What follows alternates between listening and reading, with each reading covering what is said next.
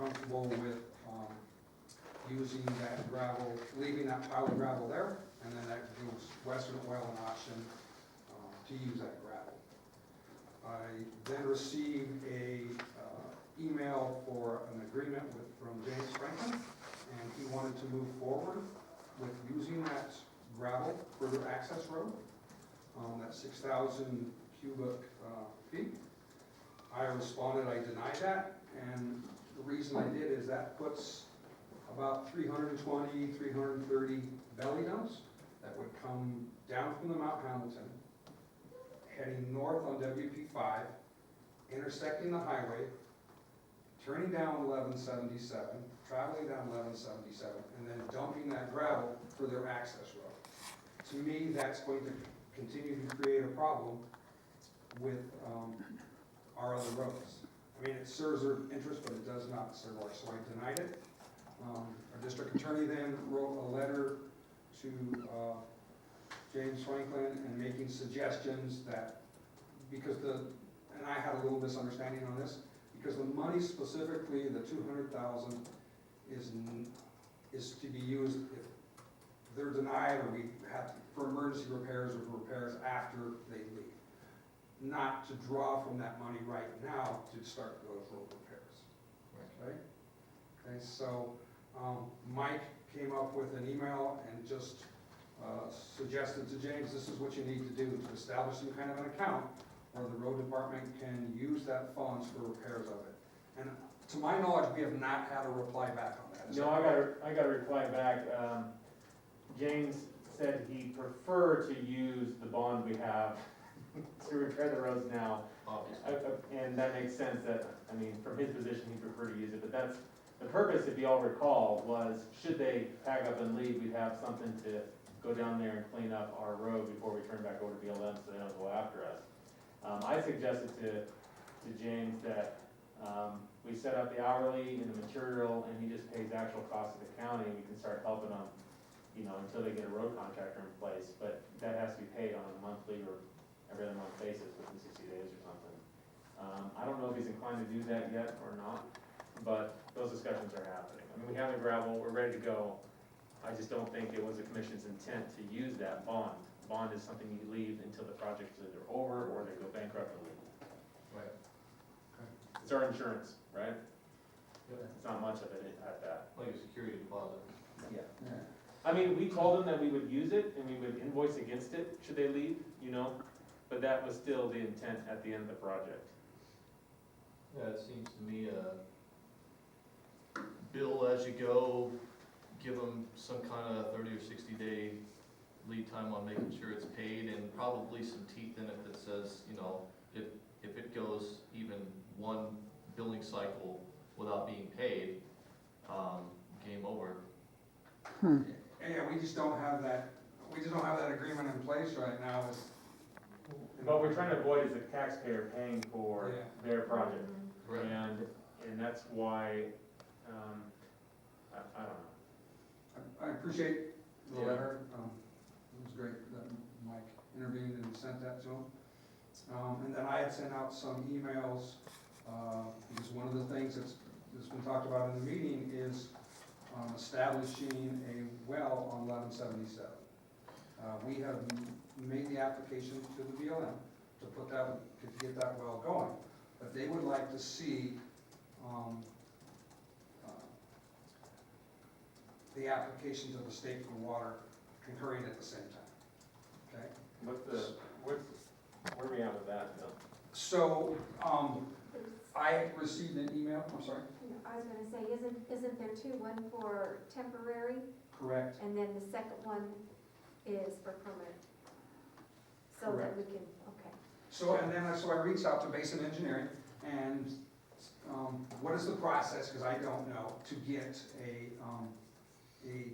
first a temporary, because that process is quicker, and then make it a permanent well on 1177, because the BLM wants us to roll, they want to know that we're moving forward, as they're moving forward with permission to drill that well on 1177. So I received from James Franklin an application for a temporary permit. I'm sorry, let me back up. I requested BJ, what's the process? BJ sent me the process, this is what you need to do, this is the fees for the temporary, the permanent, and their fees, because an engineer has to apply. I forward that on to James Franklin, and then he has sent me, since then, it's an application for water rights. It's not the way it was discussed, it was for temporary and then to plug. That's not what we discussed.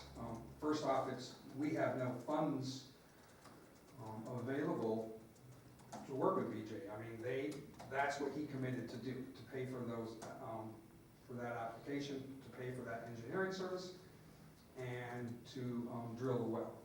So, before the meeting, went and visited with BJ, and he has not been in to visit with BJ at all.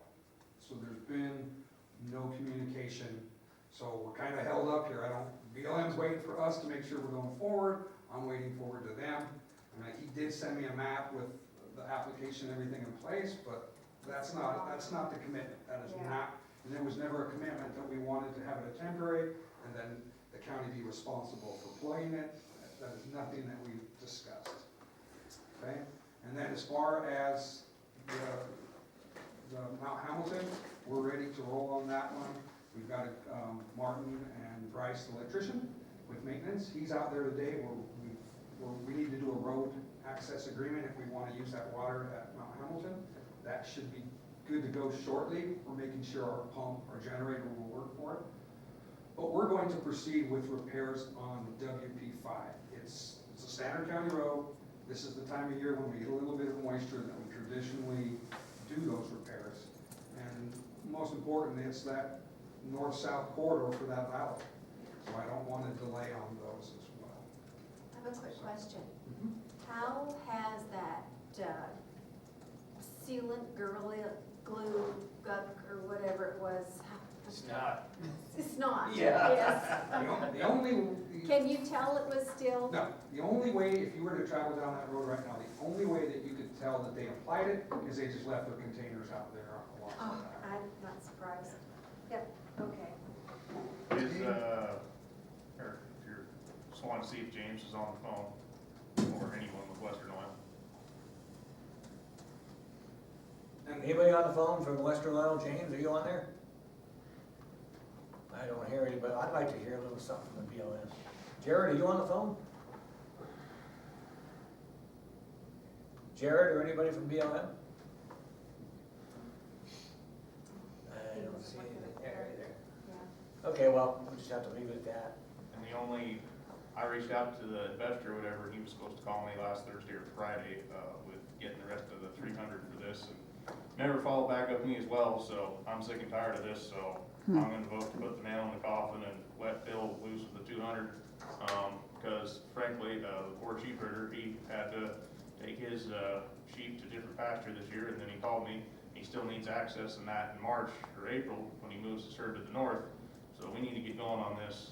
Yeah. And, Western Oil can basically go to hell at this point, because, we've more than been outreach and been half an employee for the organization, and it's time to stop, and with can't even, be in contact or nothing, that's, and at this point, I don't think we see any more money, so I'm fine with, Yeah, that's the next item we have on our agenda, so let's see if there's any more update that Bill wants to give us. So we haven't done anything on 1177, right? We're getting ready to have gravel in place when it goes. But why, and there's clearly a problem with the sheep herder. David Little. David Little. Yeah. We don't want to start working on that road. I mean, we want to help him out, but the more work that we would do on that road is just saving Western Oil money. So we're just we're ready to go, but we're not gonna make that step until the commission makes that step. Because it makes no sense for us to go there and start doing a project that only serves it serves our interest, but it just saves them money. And I have a question. If we obtain those temporary water rights and construction rights, who's gonna drill our well? And how are we gonna pay for it? The idea was Western Oil was supposed to set that up after we got the water rights in place, right? They were gonna contract, put the water in, and then leave it to us to use, and then try to perfect, make it permanent. But theoretically, we could use that contingency to do that, if it's such a necessary part of our reconstruction of 1177. So, just something to think about in this complex decision. Yeah, I mean, it's definitely a necessary part, but I don't know what it would cost, maybe, I don't know, I would hate to use, I think BJ's fees are $2,800, and it's like $300 for a temporary permit, and $600, and if it costs 50 grand, or, I don't know, 80 grand to drill a well, I'd hate to use all that money up, too, just to get a well there, I mean, If we do not, is there anywhere to truck water, number one, no. no. And number two, can we limit the scope of the work to a time when Mother Nature brings us some moisture? Yeah, that's, I mean.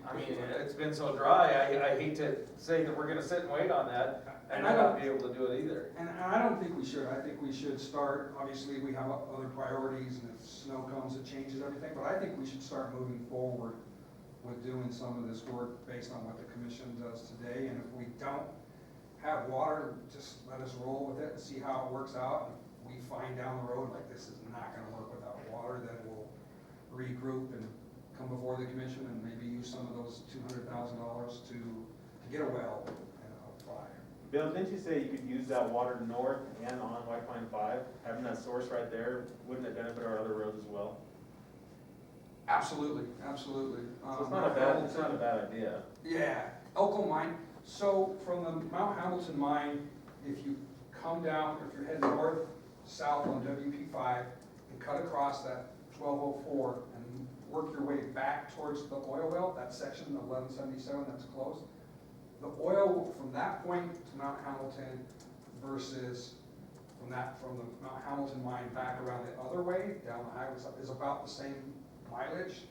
So we were planning on using some of that water from the Mount Hamilton on the Elko mining group to use as road maintenance. It's a long ways to haul, we're better off to rely on Mother Nature and as time allows and just start working on the road. I just don't wanna spend the whole 200,000 or half of it on a well that'll make it rain though.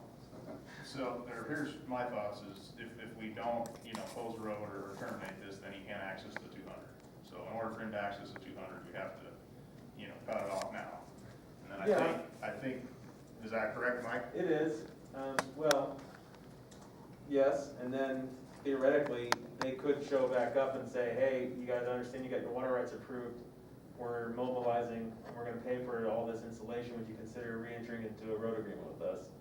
We have another $100,000 to $200,000 to put in the. Yeah, I mean, if they do, then we'll go back and stop and whatever, but, just to Shane and Bill's point, now's the time to be working on it, we have a little moisture, Yeah. hopefully get more, so now's the time where we can't drag this on another 2 or 3 months, because we have the moisture, so I think it's imperative that he starts now. The drill rig's still out there, so he can at least start from the south down, there's 2 miles or 3, whatever that is from, what's the one that goes in between 1204 to that junction, so he can start there, and then, once the rig's out of there, I don't know, I haven't spoke with that gentleman, see where he's paid up or whatnot, but once that is moved, it can't be too much longer the way things are going, then he can start on 1177. I would just be cognizant that if you start using that 200,000, and we start making those repairs and improvements, that should something happen and they start coming back in here to get back to work or whatever, they're gonna have to put more on the table so they don't destroy what we were putting back together. So, I mean, obviously the rig's gonna be able to get out regardless of what the commission yeah, action is. exactly, yes, I believe so. And then make sure you invoice against it and provide email notice of what you're doing and what you're invoicing and let them review it. Yeah, and that's something we traditionally do, you guys saw it for WPO3 when we did the regrind of the asphalt, all those bills are provided to you as our costs, and we'll continue to do that and track it. But yeah, and my biggest concern is that it's at least in some sort of shape where come March or April that, a rancher that uses that road can somehow get around. Previous users have a priority there. That David Little is the one Yeah.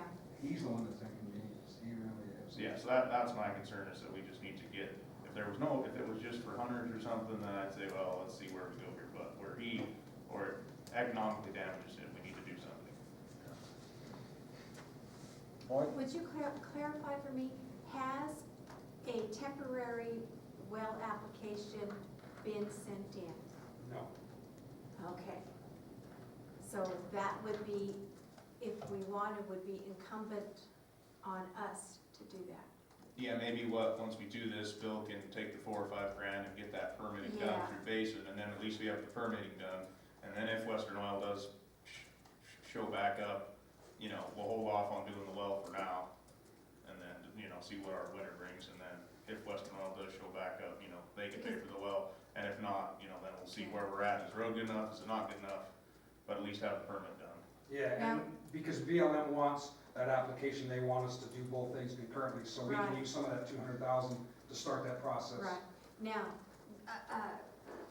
and I don't know how this, is it from the, the time to drill the well, the timing on it? So is it, once you make the application and the application has been accepted, then you have, I don't know if you have X amount of time to drill it? And I know that you have a year to use it. I believe a temporary is for a year, Yeah, but I'm not 100% sure of that, and I don't know after you, I can find that out because BJ will do the application Yeah. for us, just to make sure that we're not putting ourselves in a position Yeah, that we that haven't got was- the well drilled and now. in the- yeah, and I whatever don't that know if there's timeframe a is. time frame, if you've got three, you know, Don't want that money and then 90 work to days go or away. what. Yeah. So, yeah, that was where I was going. Yeah, just use your best judgment there, Yeah. hold off, have to hold off a little bit and then do it or whatever, but. Have we had any input from James Franklin on the other 300 as far as him having an investor? I called the investor, and he was like, oh, you know, working on it, we'll have, you know, I'll call you Thursday or Friday and let you know where we're at with the rest of the money. And then I never heard nothing, it was Thursday or Friday last You week. say he didn't need a tax write-off that would exceed his wildest dreams? So, you know, with no communication with, you know, anybody and no one here, you know, can't even zoom in the meeting. Yeah.